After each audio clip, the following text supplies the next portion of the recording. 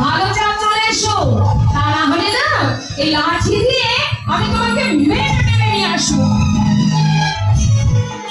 মুখের কাছে লাঠি ধরেছ মা, ভগবান ভক্তের ভক্তি দেখে নিজেই চোখের জলে বুক ভাসিয়ে কাঁদছে। ভক্ত না যে থাকবো কি করে,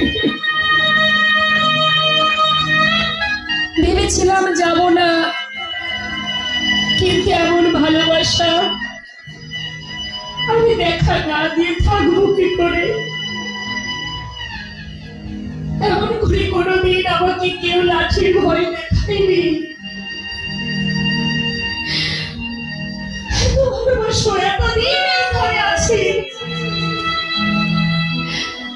কোনোদিন এমন করে আমায় ভালোবাসিনি।